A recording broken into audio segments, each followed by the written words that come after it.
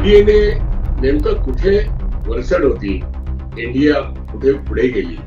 आता हे मोदी सरकार म्हणायचं का एनडीए 3 सरकार म्हणायचं हा प्रश्न आहे. 2024 मध्ये एनडीएने कुठे हिट केलं आणि कुठे मिस केलं.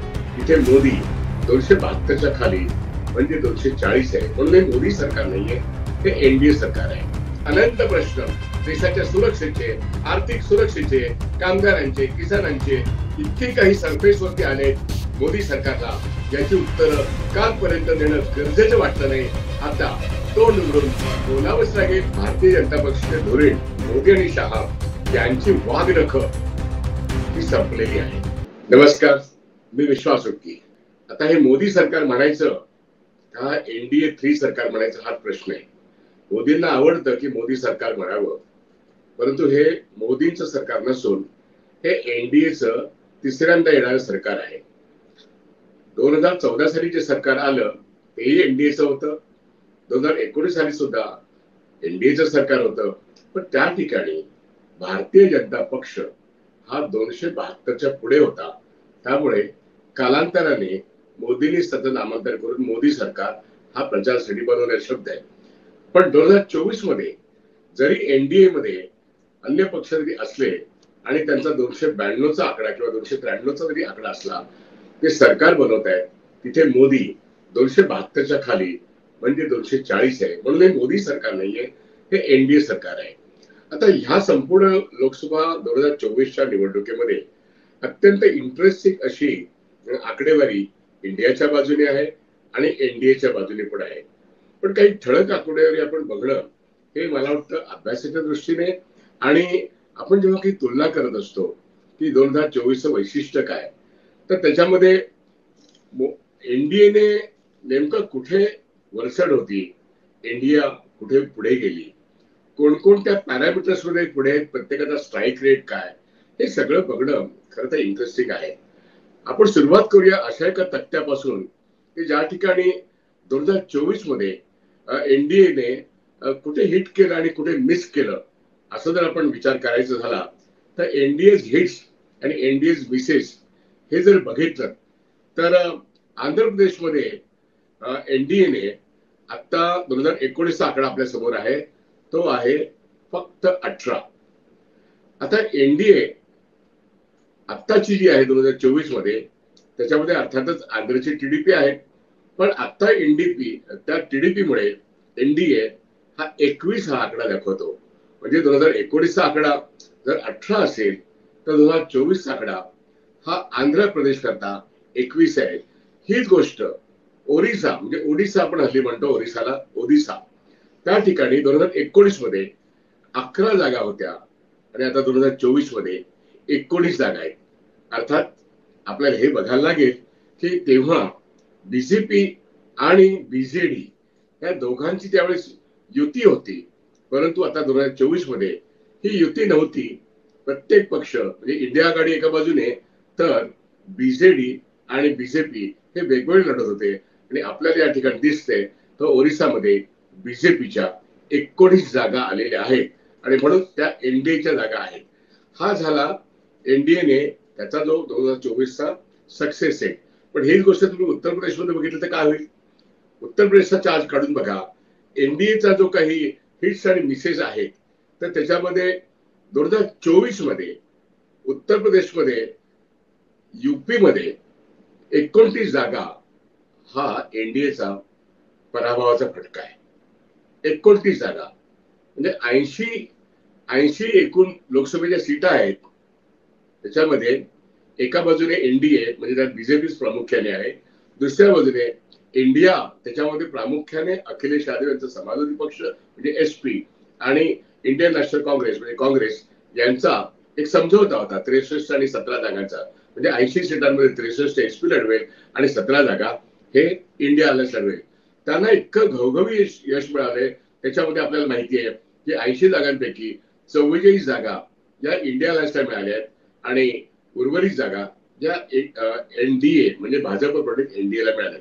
त्या ठिकाणी 29 जागांचं हे एकूण 80 मध्ये त्या 44 जागा जेव्हा इंडिया आल्याच्या मिळतात तेव्हा 35-36 जागा ह्या ह्याला मिळतात, बीजेपी किंवा इंडियाला मिळतात आणि 29 जागांचं नुकसान आहे. हा जो चार्ट आहे याच्यामध्ये 29 जागांचं युपी मध्ये बीजेपीला नुकसान आहे. हेच नुकसान जर 2019 मध्ये तुम्ही महाराष्ट्राचं जर बघितलं तर पूर्वी सगळ्यांना माहिती आहे की शिवसेना आणि बीजेपीचा अलायन्स होता. 2019 मध्ये 41 जागा मिळाल्या त्या 28 पैकी. पण आता महाराष्ट्रामधल्या या ज्या जागा आहेत या कमी झालेल्या आहेत. 18 जागा आत्ता आहेत, म्हणजे 41 वरून 18 झाल्यात, म्हणजे 19 जागांचं नुकसान हे एनडीएचं झालंय. आणि नुकसान राजस्थानचं जर बघायचं झालं तर जवळजवळ 10 जागांचं नुकसान झालंय राजस्थानमध्ये. आणि राजस्थानामध्ये त्यांना 14 जागा मिळाल्या, म्हणजे 24 वरून 10 गेल्या आणि 14 मिळाल्या. म्हणजे महाराष्ट्र, युपी, महाराष्ट्रात 18 मिळाल्या, युपी मध्ये 35 मिळाल्या आणि राजस्थानमध्ये 14 मिळाल्या. हे आत्ता मिळाल्या जागा आहेत. पण हेच 2019 मध्ये युपी मध्ये 29, महाराष्ट्रात 19 आणि राजस्थानमध्ये 10 हा त्याचा नुकसानीचा आकडा आहे. हे हिट्स अँड मिसेस, म्हणजे कुठे धक्के बसले आणि कुठे हरवलेत अशा तऱ्हेचा तो एक आकडा त्या ठिकाणी आहे. आपण आता इंडियाने कुठे कुठे कसे गेन्स मिळवले याचा एक चार्ट बघूया. इंडिया ज्याच्यामध्ये प्रामुख्याने काँग्रेस आहे, पण एकूण 27 पक्ष आहेत. आता इंडियाचं गेन कुठे आहे, विशेष करून 2024 मध्ये हा गेन कुठे आहे आणि कुठे जास्त आहे हे आपण तपासून बघू. आपण उत्तर प्रदेशमध्ये बघूया. उत्तर प्रदेशमध्ये मी मगाशी 44 म्हणत होतो, ते 44 आकडा नाहीये, तो 43 आकडा आहे. उत्तर प्रदेशमध्ये 43 ठिकाणी आता विजय मिळालेला आहे आणि त्यात 8 ठिकाणी 7 ठिकाणी काँग्रेस आहे, अन्य सर्व ठिकाणी अखिलेश यांचा समाजवादी पक्ष आहे. आता मागच्या वेळेसचे जर तुम्ही आकडे बघितले तर महाराष्ट्राचे जे बघितले तर महाराष्ट्रामध्ये महाविकास आघाडी आणि इंडिया हा जो अलायन्स आहे यांचा आता त्याच्यातले जे कॉन्स्टिट्युएंट्स आहेत, त्याचे जे घटक पक्ष आहेत, हे जर बघितलं महाराष्ट्रामध्ये इंडिया अलायन्सला 29 सीटा या आहेत. पण आता तर खरं म्हणजे 31 झाले, कारण एक अपक्ष सुद्धा जो सांगलीचा होता त्यांनी काँग्रेसमध्ये प्रवेश केलेला आहे. पण काँग्रेसचा आकडा त्या महाविकास आघाडीमध्ये 28 पैकी जवळजवळ 31 मध्ये त्याच्यामध्ये 14 हा काँग्रेसचा आकडा आहे आणि 9 हा आकडा उद्धव बाळासाहेब ठाकरे यांचा आहे. तर शरद पवार काँग्रेस यांचा आकडा हा 8 आहे, म्हणजे 10 पैकी 8 आहे. पण या ठिकाणी इंडिया अलायन्स म्हणून जर बघायचं झालं तर जास्त किती मिळाले तर महाराष्ट्रामध्ये जास्त मिळाले 20, राजस्थानमध्ये जास्त मिळाले 9 आणि कर्नाटकमध्ये जास्त मिळाले 8. कर्नाटकमध्ये एकूण 28 जागा होत्या.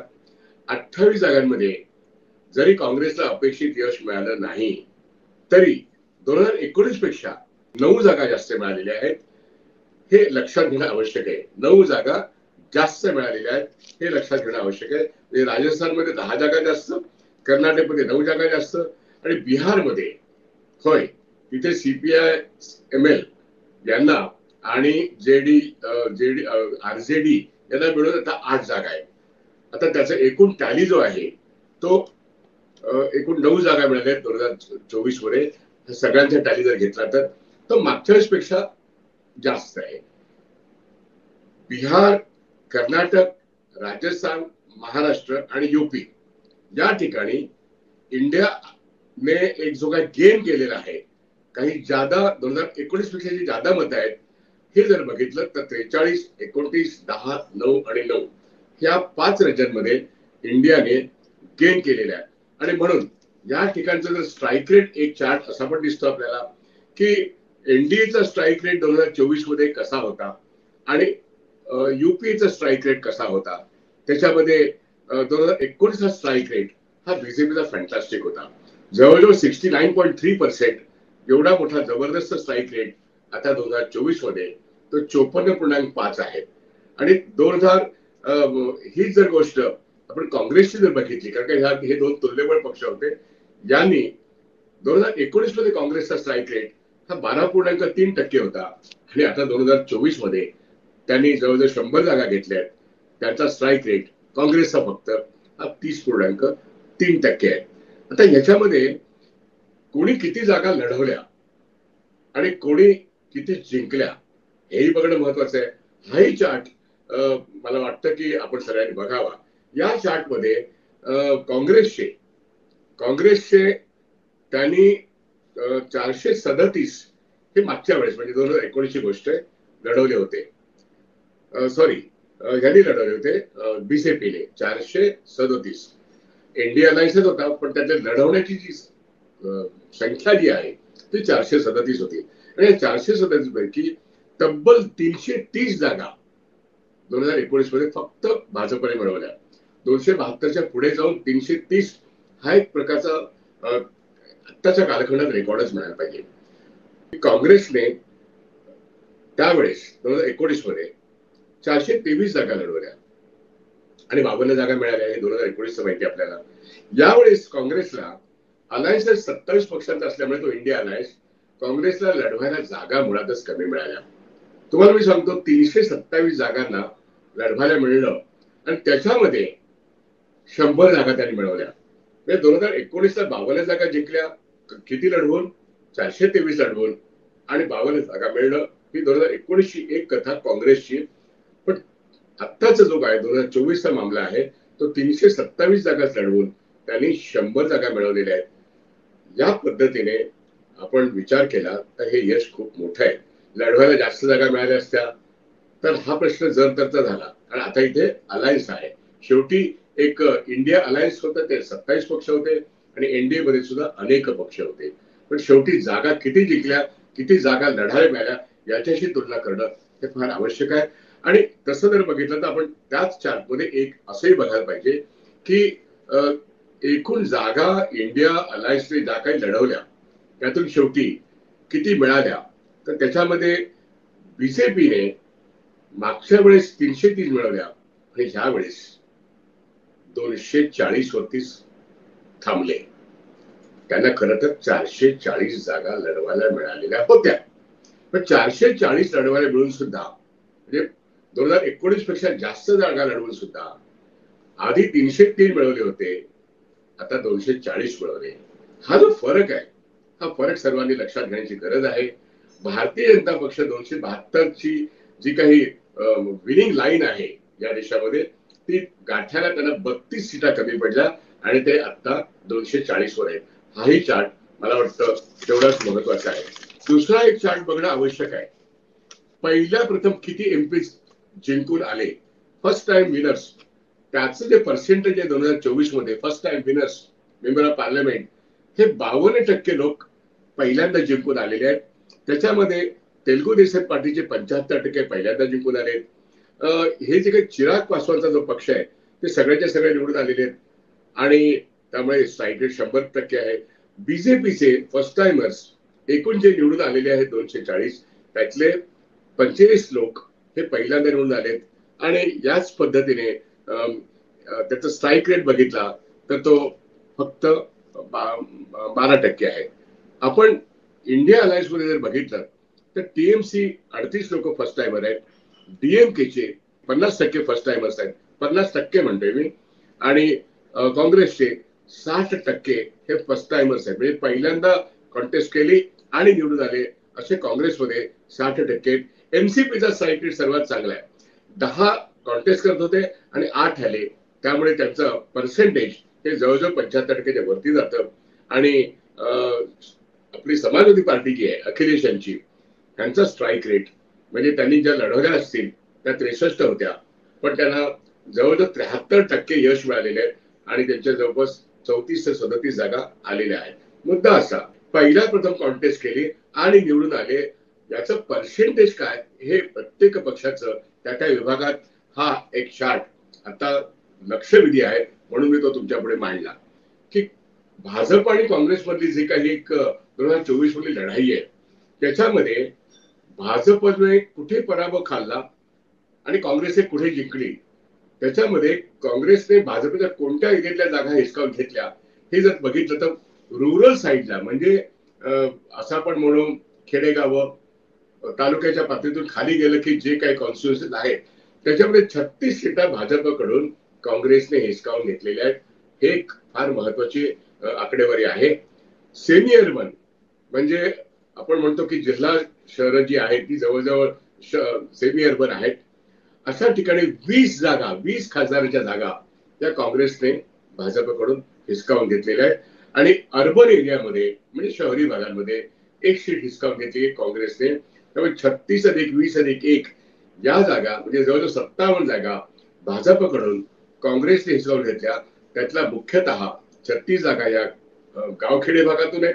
म्हणजे ग्रामीण भागामध्ये काँग्रेसने मुसंडी मारलेली आहे. आणि फार पूर्वी पासून काँग्रेसचा हा खरं तर पहिल्या जवळजवळ 30 वर्षामध्ये काँग्रेसचा हा बालेकिल्लाच होता. आता भाजपने गेल्या काही वर्षामध्ये रुरल एरियामध्ये गावखेड्यामध्ये हे स्थान मिळवलं होतं. त्यामुळे सेमी अर्बन, रुरल आणि अर्बन असाही आकडा हा चार्ट फार महत्वाचा आहे. तर या ठिकाणी काँग्रेसने 57 जागा खेडेगावांमधून 36 सीटा पार्लमेंटच्या, सेमी अर्बन मधून 20 सीटा पार्लमेंटच्या आणि अर्बन एरियामधून 1 सीट पार्लमेंटची त्यांनी मिळवलेली आहे. आणि अजून एक असं महत्वाचा चार्ट आहे त्याच्याकडे आपलं लक्ष वेधणं आवश्यक आहे की मुस्लिम मतदारांनी आणि दलित मतदारांनी मोठ्या प्रमाणात इंडिया आघाडीला संविधानाच्या प्रश्नावरती जिंकून दिलेला आहे. आणि त्याच्यामध्ये उत्तर प्रदेशामध्ये मुस्लिम वस्ती जास्त आहे. अर्थातच मुस्लिम वस्ती आसाममध्ये पण आहे, बिहारमध्ये पण आहे, बंगालमध्ये पण आहे आणि महाराष्ट्रात सुद्धा आहे. पण त्याचं जे काही प्रमाण जे आहे हे प्रमाण उत्तर प्रदेशमध्ये जिथे जास्त आहे त्या ठिकाणी मुस्लिमांनी जो स्विंग घडवून आणलेला आहे इंडिया अलायन्सला जिंकून येण्यामध्ये, तो स्विंग जो आहे तो युपी मध्ये 28 जागा निवडून आलेले आहेत या मुस्लिमांच्या मताधिकारामुळे. आणि बिहारमध्ये 19, आसाममध्ये 9 आणि वेस्ट बेंगॉलमध्ये 20. याचा अर्थ मुस्लिम समाजाने एक मोठा असा ज्याला म्हणतो की मोठी भूमिका निभावलेली आहे.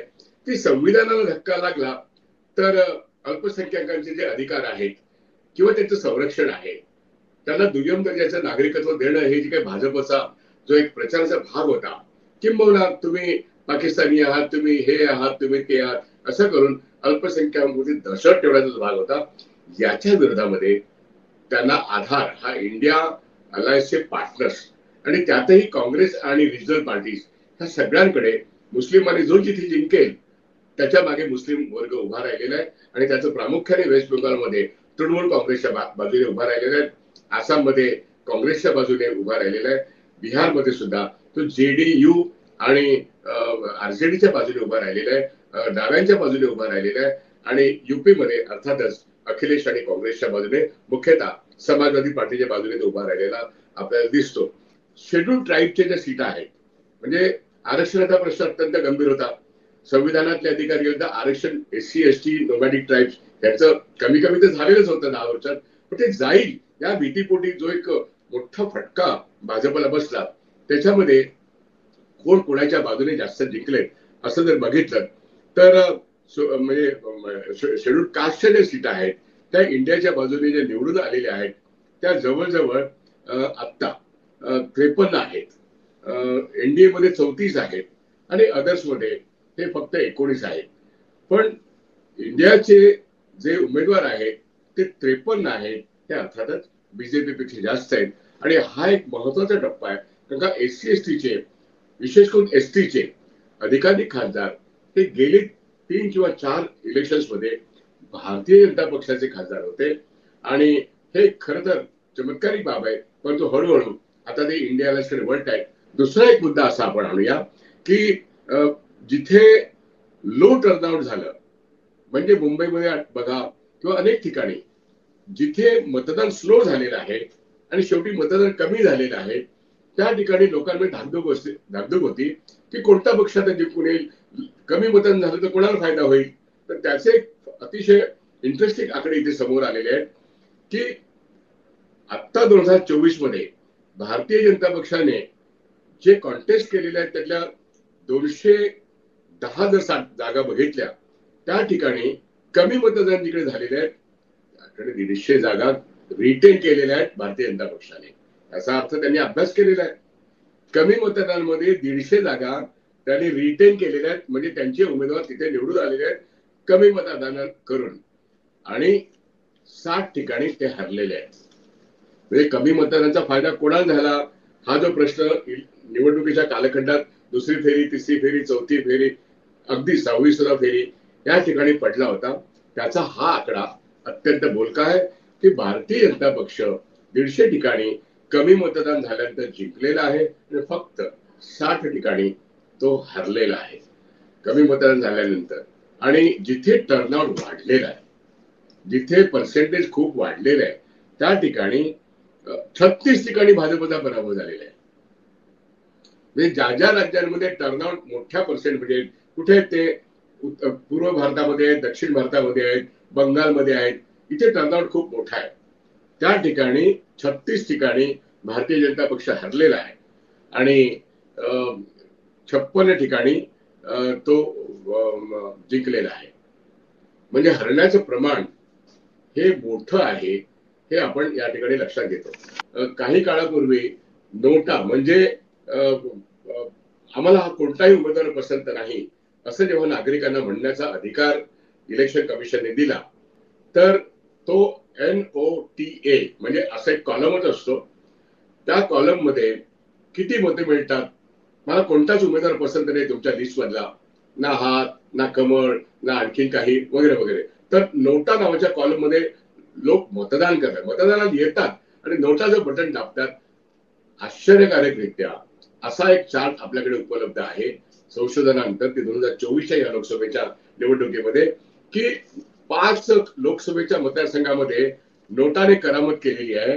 आणि या नोटामुळे ही करामत अशी आहे की म्हणजे विक्टरी मार्जिन जे आहे ते विक्टरी मार्जिन पेक्षा त्याच मतदारसंघामध्ये निवडून आलेला उमेदवार जो काय आहे नोटाचं पर्सेंटेज जास्त आहे.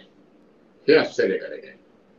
विक्टरी मार्जिन त्या उमेदवाराचं जे आहे ते काही हजारात असेल, त्याशिवाय जास्त नोटाचे वोट्स आहेत. उदाहरणार्थ मी तुम्हाला सांगतो, जनता दल युनायटेडचा एक मनुष्य बिहारमध्ये, मला वाटतं शिहोर नावाचं कॉन्स्टिट्युन्सी आहे, त्या ठिकाणी 29.1 हे विक्टरी मार्जिन आहे. म्हणजे निवडणुकीत त्या मार्जिन तो जिंकला उमेदवार, पण त्याच्या विरोधामध्ये 30.1 एवढ्या नोटा मिळालेल्या आहेत.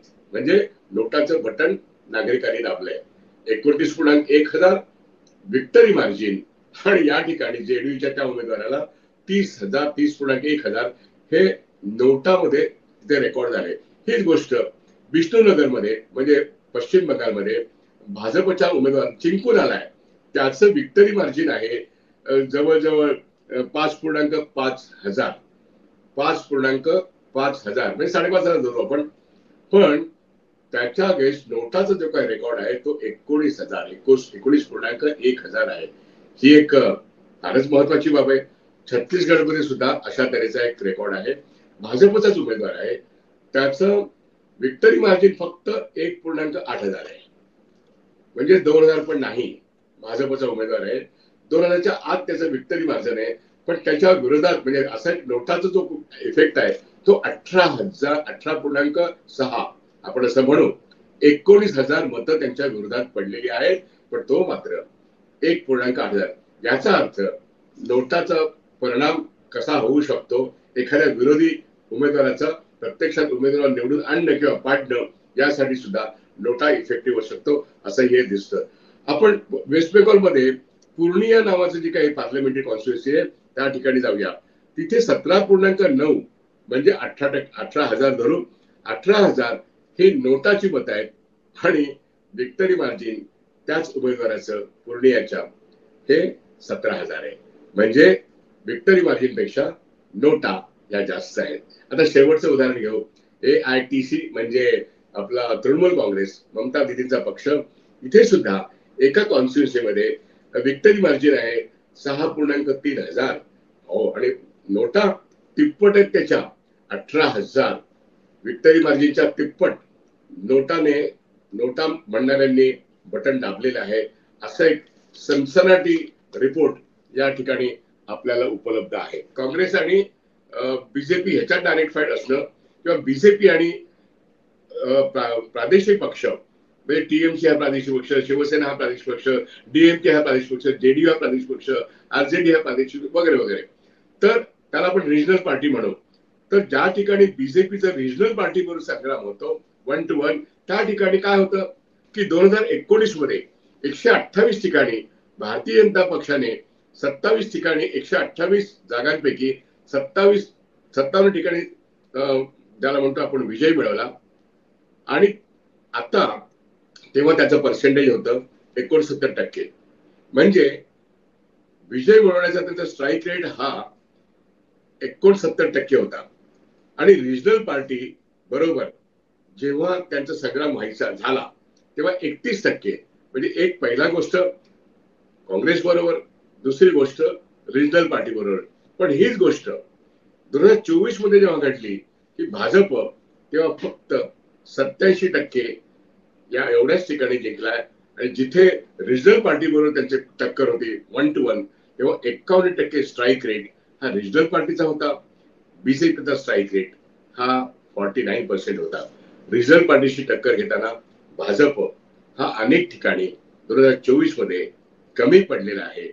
लँडस्लाइड विक्टरी म्हणजे एका बाजूने लँडस्लाइड विक्टरी जर आपण असं पण म्हणू शकतो विजयी उमेदवाराला 50% ते 55% एवढी काय म्हणतात त्याला मतदानाच्या रेंजमध्ये त्याचा विजय झालेला आहे.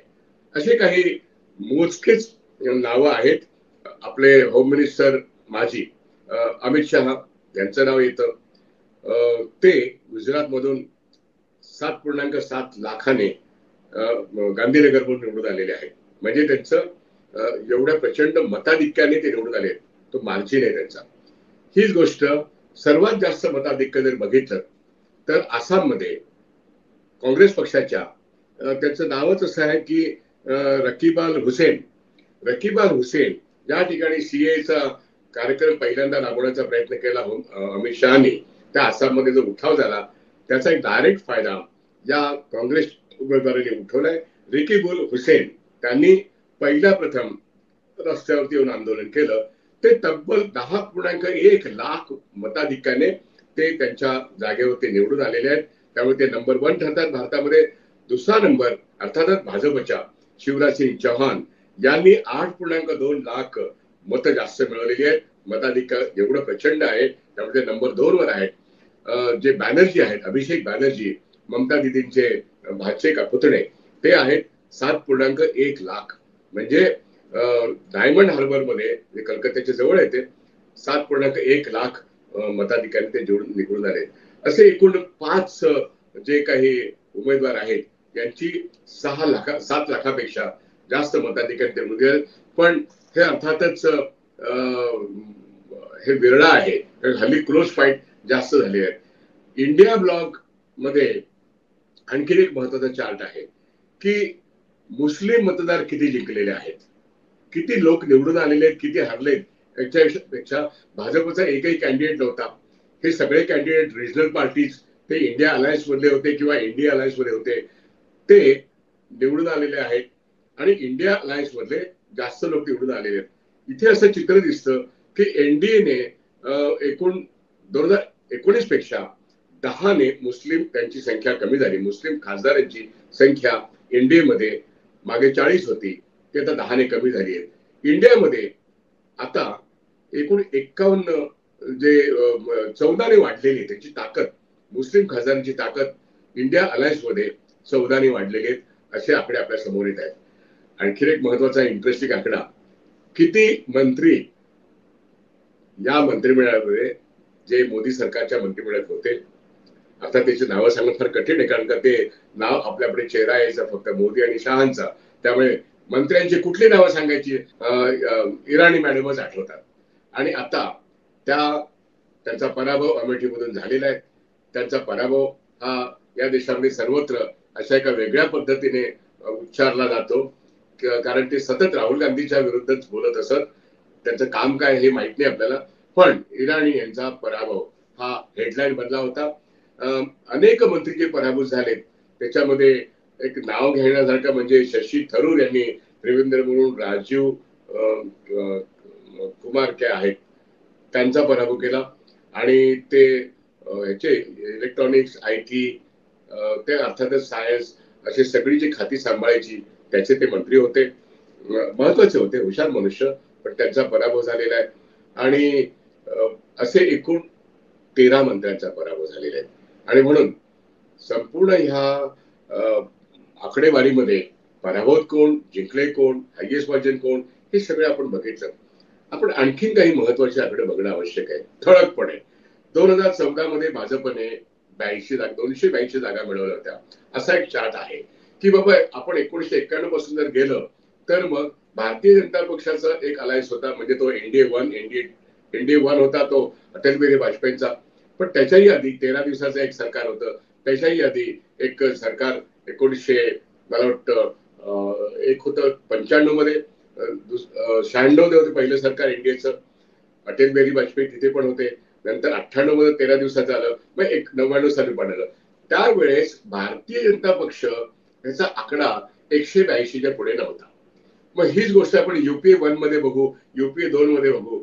तिथे जरी UPA 1 आणि UPA 2 यांनी सत्ता जरी मिळवली असेल तरी काँग्रेसचा आकडा हा UPA 1 मध्ये फक्त 145 होता आणि तेव्हा एनडीए मध्ये बीजेपीचा आकडा फक्त 138 होता. लक्षात घ्या, UPA 1 मध्ये 145 आकडा असलेला काँग्रेस यांनी 10 वर्ष सुंदर राज्य केलं, देशाचं एकूणच आर्थिक स्थैर्य पुढे नेलं आणि सगळ्याच बाबतीमध्ये काही लँडमार्क गोष्टी केलेल्या आहेत. याच काँग्रेसला UPA 2 मध्ये 206 सीटा मिळाल्या, त्या वाढल्या. आता आपल्याला हे बघायचंय की एनडीए 1 मध्ये भाजप छोटा होता तरी त्यांनी एक अलायन्स चालवला. एनडीए 2 मध्ये 1998 साली आणि 99 साली भाजपनेच एनडीए चालवली. त्या ठिकाणी त्यांची संख्या 182च्या पुढे नव्हती. त्यामुळे मेजॉरिटी पार्टी आता भाजप 240 असून सुद्धा ते कातावलेले आहेत, ते धास्तावलेले आहेत. कारण त्यांना 14 आणि 19 मध्ये 282 आणि 303 मिळाले होते, ते आता 240 वर आलेले आहेत. आणि या ठिकाणी 52 वरून काँग्रेस आता 100 वर आलेली आहे. हा मोठा जो फरक आहे, 303 वरून 240 वर येणं, 63चा फटका बसणं, ते भाजपच्या बाबतीत दिसतंय आणि काँग्रेसच्या बाबतीत 52 वरून 100ची गाठणं हे आता काँग्रेस बाबतीत आहे. आता आकड्याने 240 जास्त आहेत, 100 कमी आहेत, परंतु ताकदीच्या दृष्टीने बघितलं तर इंडिया अलायन्सला 240 आता मिळणं, 240 मिळणं आणि भाजप 240 वर राहणं, हे जरी आकड्याने जरी समान असले तरी ताकदीच्या दृष्टीने भारतीय जनता पक्षाचे धोरण मोदी आणि शहा यांची वाघनख ही संपलेली आहे. बायटिंग कपॅसिटी, ते त्यांची जी काही दादागिरी, जी काही तानाशाही होती ती या आकडेवारीतून संपलेली दिसते. कारण त्यांना एनडीएच्या पार्टनरच्या कुबड्या घेऊन चालावं लागेल आणि म्हणून पहिल्या दोनही टर्म्स मध्ये ज्या पद्धतीने ते वावरत होते त्या पद्धतीने ह्याच्या पुढे मोदी आणि शहाना वावरता येणार नाही. पण हे का वावरता येणार नाही याचं विश्लेषण करायचं झालं तर त्याचं हे व्यवस्थित लक्षण आहे की भारतीय जनता पक्षाचा जो काही दारुण पराभव 303 वरून 240 वरती भारताच्या जनतेने केलेला आहे, त्याच्यातून काँग्रेसला 100 पर्यंत नेऊन ठेवलंय, त्याच्यातून इंडिया अलायन्सला 100 पण ठेवलंय आणि 100 किंवा 240 पर्यंत का नेऊन ठेवलंय? कारण मोदी सरकारचा पराभव करण्याकरता जनतेने संविधानाच्या संरक्षणाकरता, संसदीय लोकशाहीच्या संरक्षणाकरता आणि ज्या काही कामगारांचे कायदे, श्रमिकांचे कायदे, किसानांचे कायदे किंवा या देशातले अनेक कायदे, विशेष करून रेग्युलेटिंग बॉडी ज्या आहेत, आरबीआय आहे, सुप्रीम कोर्ट ही तर न्याय संस्था आहे, त्यानंतर अनेक सेबी आहे, IRDA आहे, ही सगळी जी काही आर्थिक संस्था ज्या आहेत, पब्लिक सेक्टर आहे, याच्यावरती मोदी सरकारने जो काही घाला घातला होता त्याची जी मोडतोड केली होती आणि पर्यायाने अर्थव्यवस्थेची जी मोडतोड केली होती, या संस्थांची जी मोडतोड केली होती, हे थांबलं पाहिजे आणि संविधानाप्रमाणे कायद्याप्रमाणे वागलं पाहिजे. आणि या ठिकाणी हेड स्पीच, लिंचिंग, मणिपूर किंवा गुजरात पुन्हा करेन अशी शक्यता आता मजबूत विरोधी पक्षामुळे अजिबात शक्य नाही. आणि मोदी म्हणेल ती पूर्व करणं, आता तर त्यांना दोन्ही बाबू लोक ज्या इंडियन गव्हर्नमेंटमध्ये आहेत, आता तरी ते नम्रपणे त्या ठिकाणी वागत असले तरी आपल्या आंध्रसाठी, आपल्या बिहारसाठी आणि आपल्या हप्त्यासाठी ते भारतीय जनता पक्ष हा जो काही बेगडी हिंदुत्वाचा पक्ष आहे, तसे बीजेपीच्या बरोबर जाणारे जेडीयू हा हिंदुत्वही पक्ष नाहीये, तर टीडीपी हा सुद्धा हिंदुत्वही पक्ष नाही. किंबहुना ते जातीय राजकारणाच्या पलीकडे जाऊन एक सेक्युलर राजकारण करणारे लोक आहेत. मात्र त्यांचं राजकारण ते त्यांच्या राज्यांपुरतं महत्वाचं आहे आणि म्हणून त्याकरता त्यांचा जो काही हितसंबंध या सत्तेमध्ये राहण्याचा आहे आणि जो काही स्वार्थ आहे त्याच्यामध्ये एक टीडीपीच्या बाबतीमध्ये कृष्णा गोदावरी बेसिन मध्ये अंबानींचं वर्चस्व आहे आणि म्हणून अंबानी आणि मोदी, अदानी आणि मोदी यांचे संबंध जर आपल्या सगळ्यांना माहीत असतील, माहीत आहेतच, त्यामुळे आता तरी बाबू हे मोदी बरोबर आहेत. कारण का कृष्णा गोदावरी बेसिन आणि अमरावतीची पुनर्रचना हा जो काही एक प्रश्न आहे हा 2014 नव्हे 2019 पासून एक प्रलंबित प्रश्न आहे. त्याच्या राजधानीचाच हा प्रश्न आहे आणि म्हणून आंध्र प्रदेशला एक वेगळे स्थान द्यायला पाहिजे आणि वेगळं बजेट द्यायला पाहिजे, केंद्राकडून वेगळी मदत पण द्यायला पाहिजे. अमरावती उभं करून देणं हाही त्यातलाच भाग आहे आणि म्हणून तो एक भाग आणि दुसरा भाग अर्थातच स्पेशल राज्याचा दर्जा हा बिहार पण मागतं आणि कास्ट म्हणजे जातीय जनगणना करून सर्व पातळीवरती त्यांनी हेही म्हटलंय की जातीय जनगणना करून सोशल जस्टिसचे जे काही मुद्दे आहेत ते जेडीयूचे आहेत. या मुद्द्यांवरती मोदी सरकार एक ज्या वेळेस धक्का मारण्याचा प्रयत्न करेल आणि स्वतःचाच कार्यक्रम राबवण्याचा प्रयत्न करेल तेव्हा हे पक्ष मोदींना रामराम करतील.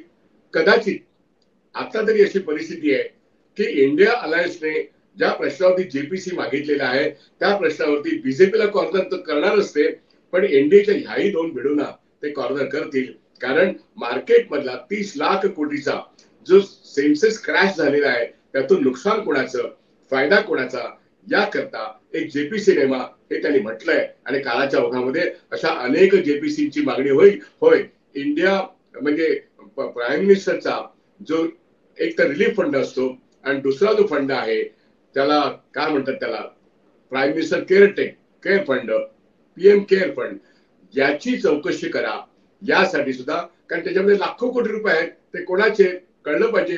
आणि तिसरी गोष्ट, बॉन्ड मध्ये जे क्विड प्रोको म्हणजेच चंदा दो धंदा दो हा जो काही धंदा झालेला आहे तो कायदाच मुळात बेकायदेशीर ठरल्यामुळे आता त्याची चौकशी ज्यांनी पैसे मिळवले आणि पक्ष फोडण्याचे धंदे केले त्याच्यावरती आज निश्चितपणे जेपीसी मागण्यात येईल.